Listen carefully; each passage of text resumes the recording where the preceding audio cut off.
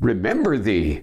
Ah, thou poor ghost, you damn betcha, while memory holds a seat in this distracted globe.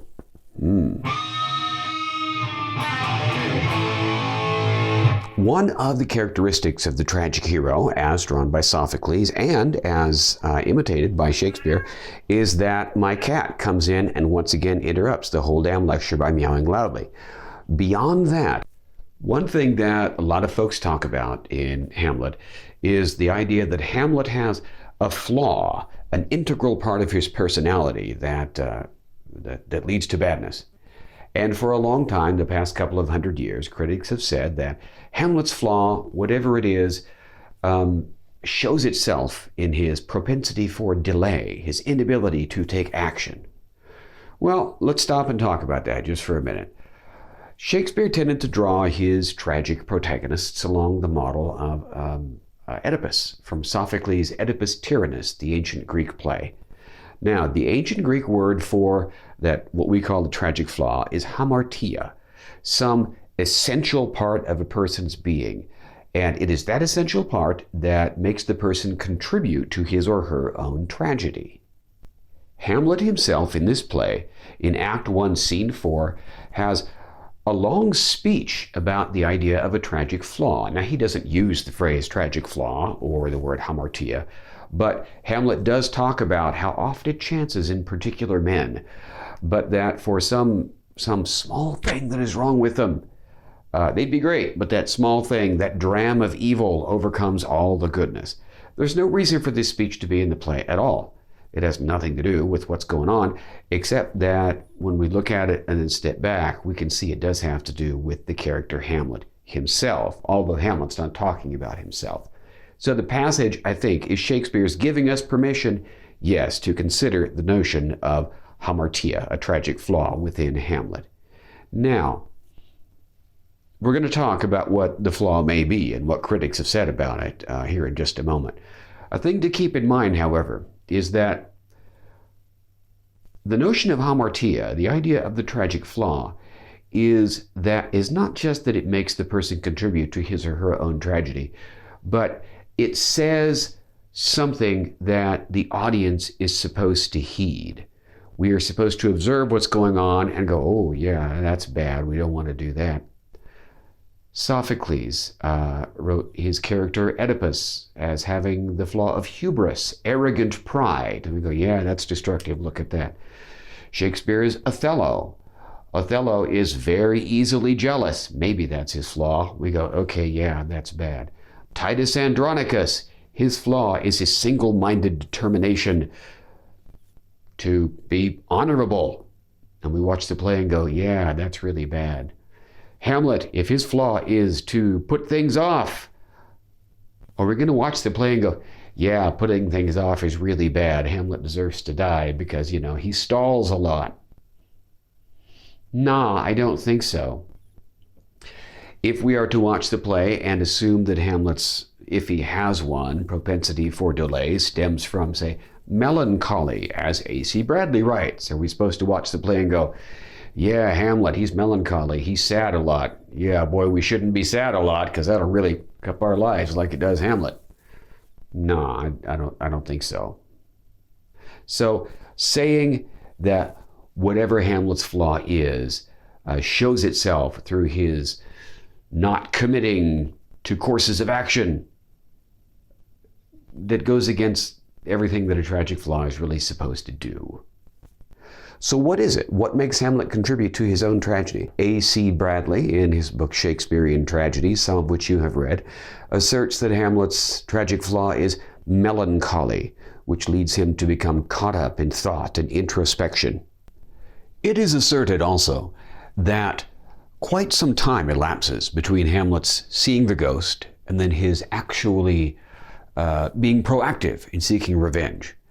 This is based upon the statement in Act 1, Scene 2 from Hamlet that it has been only 2 months since his father died. In fact, he says 2 months, nay, not so much, not 2. And we get this stating of time and then scaling it back again in Act 3, Scene 2, in the play scene, before the dumb show and the mousetrap. Hamlet is making sexual jokes to Ophelia in public, teasing her. And Ophelia states, "'Tis twice 2 months since old Hamlet died." And Hamlet immediately says, 2 months, oh no. And then he goes on to say something about 2 weeks also, or something like that. The point is, we cannot trust what Hamlet says about how much time has elapsed since his father died. There are a few other references to Hamlet's not getting on with things in the play, especially in Act 3, when the ghost appears in Gertrude's chamber and tells Hamlet that he, the ghost, is there to whet thine almost blunted purpose.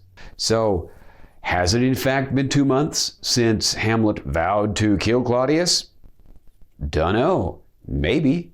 But we just can't take Hamlet at his word regarding how much time has passed. So, the evidence, let's count it up now. The evidence for Hamlet having a problem with delay. He can't decide whether to kill himself. And it's been 4 months since old Hamlet died by the time we get to the mousetrap. There you have it, folks. That's the evidence for Hamlet having a problem with delay. Let me suggest another hypothesis, that Hamlet, whatever his internal flaw, has a problem not with delay, but in fact with rashness, with committing too rashly, without thought, to a course of action. Consider, at the beginning of the play, Act 1, Scene 2, it's made clear that Hamlet despises his uncle Claudius, his murmurings about incest and all that kind of thing. So Hamlet clearly does not like Claudius. And who can blame him? You know, whoever married his mom after his dad died however long ago. No one's going to just ease into that position feeling great about it. It is important, though, that we recognize Hamlet's existing negative feelings toward Claudius. For when the ghost says, "Know thou, O noble youth, that blah, blah, blah, who killed your father and now wears his crown," Hamlet exclaims, "Oh, my prophetic soul, my uncle!" In short, I knew it. I knew that my uncle Claudius killed my dad. Yeah, no, he didn't, but he wants to believe it. And when the ghost says to Hamlet, okay, get on this, let's take a look at what Hamlet says when the ghost says, "I want you to go and commit to this course of action."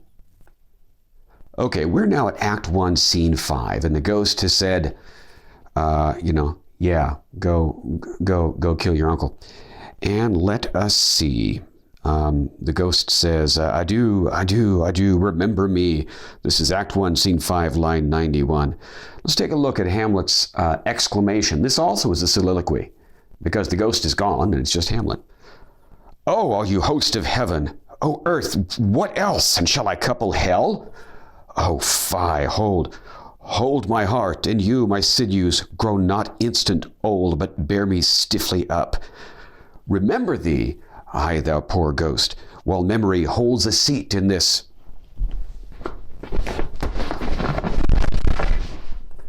distracted globe." I tried to use a prop, it just didn't work. "Remember thee, whilst memory holds a seat in this distracted globe.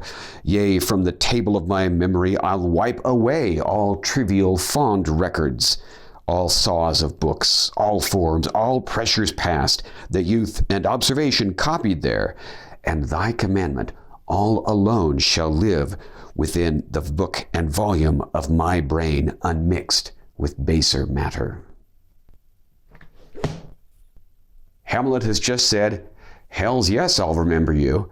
And in fact, I am going to care for nothing else except carrying out revenge." That is exactly what that passage means.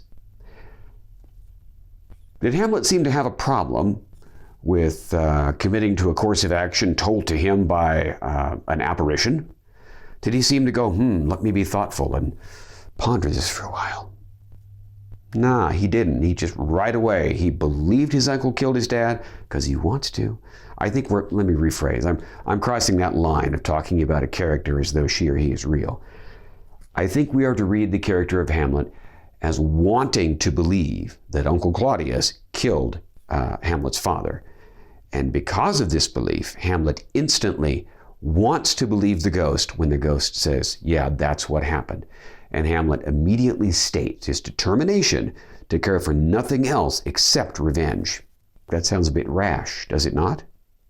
Act 3, Scene 3. We've mentioned this already, Hamlet's decision to kill Claudius in a way that will send Claudius to hell.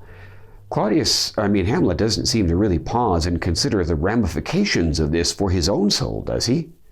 He certainly doesn't. And later in the play, Act 5, when Hamlet is boasting to Horatio about how he, Hamlet, opened the sealed letter that Rosencrantz and Guildenstern carried and rewrote it so that Rosencrantz and Guildenstern would be killed immediately and sent to hell because they did not have time to be shriven of their sins. Hamlet doesn't seem to have really thought about this. Consider Horatio's comment. So Guildenstern and Rosencrantz go to it. And Hamlet's response, why, man, they did make love to this employment. I don't know what the hell else he says, but 'tis dangerous when little people come between the pass and fell insensate points of mighty opposites. The mighty opposites Hamlet's talking about are he and Uncle Claudius. And Rosencrantz and Guildenstern, they're the little people who just shouldn't have gotten in the damn way. He doesn't seem to have stopped again and thought, does he, about the implications for his own soul of sending people to hell on a whim. Last bit we'll talk about here, Act 4, Scene 4. When Hamlet is talking with the soldier who says that he has been stationed there to guard this spot of ground for Fortinbras. And Hamlet says, hey, where are those soldiers going? And the man says, well, they're going to fight for a piece of ground that is completely worthless. All these men are going to die fighting for that little piece of worthless soil. Hamlet misses the point. Instead of Hamlet saying, wow, that seems ridiculous, Hamlet thinks that's awesome. And he goes on about, how when honor is at the stake, it doesn't matter how many people die for a patch of worthless soil. He's not really thinking deeply about this, is he? He's not thinking about anyone but himself and perhaps the imaginary godlike father that he's created in his mind. And I guess that wasn't the last thing I want to mention. Act 3, Scene 4, when Hamlet kills Polonius. Recall how he does it? He stabs him through a curtain. He doesn't even know who the hell he's stabbing. Gertrude says, oh, what have you done? And Hamlet says, I know not. Is it the king? Really? You can kill somebody by stabbing your sword and you don't even know who it was? And then he doesn't care, right? That's a rash action. Last thing, Act 5. Hamlet comes forth. 'Tis I, Hamlet the Dane, during Ophelia's funeral, interrupting the proceedings, yelling about how 10,000 brothers could not, with all their sum of love, equal the amount of love Hamlet had for Ophelia. So fucking what? What has Hamlet done? He's interrupted the proceedings and called attention to himself, because I think we're meant to read the characters not being able to stand anyone else's receiving attention, even at a funeral. So, Hamlet, thoughtful? I don't think so. And I would suggest he has a problem not with delay, but quite the opposite, with making rash decisions.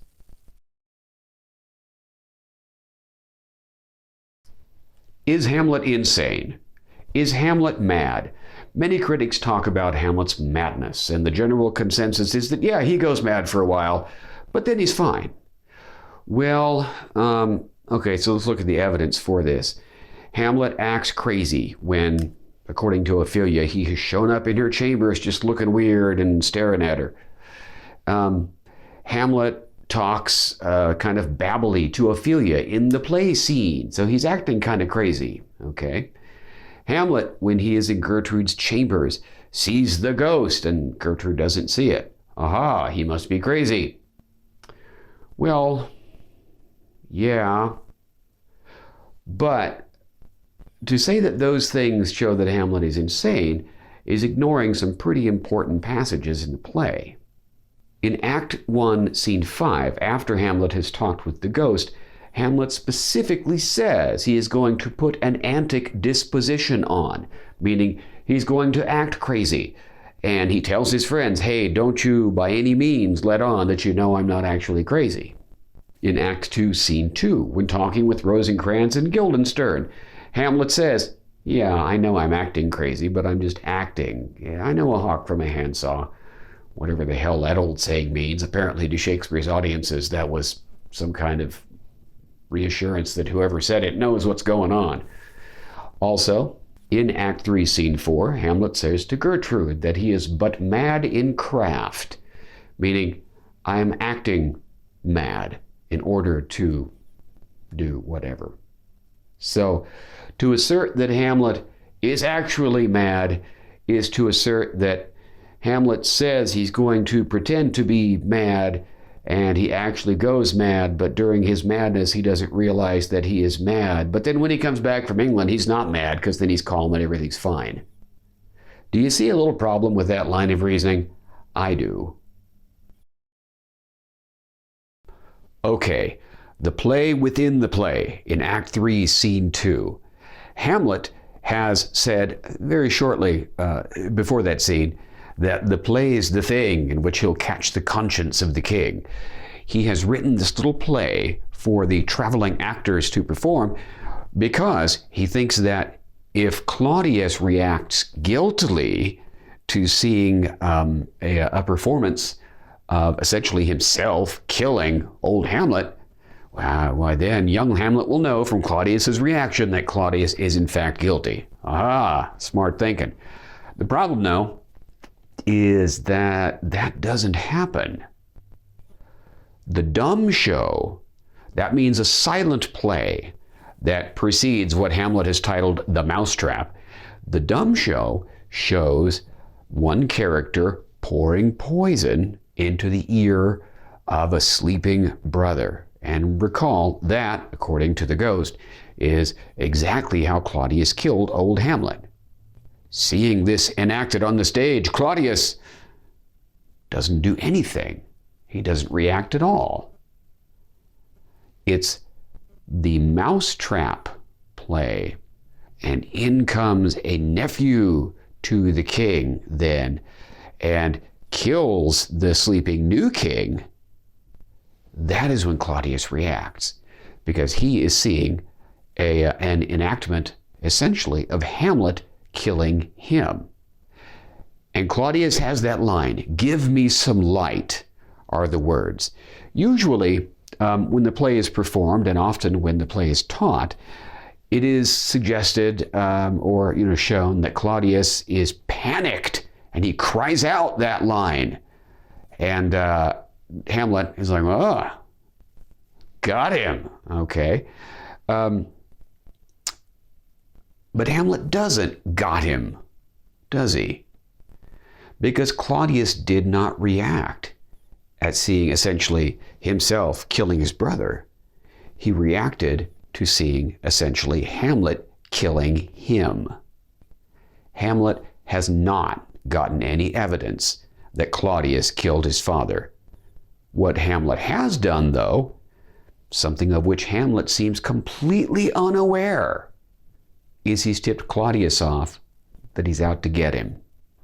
And I did not see this performance of Hamlet. This was done in London at some point, and a professor of mine in doctoral school told me about it, but I love the idea. Apparently, when Claudius sees the character pouring poison into sleeping uncle's ear, Claudius did not react by jumping up and crying, "Give me some light."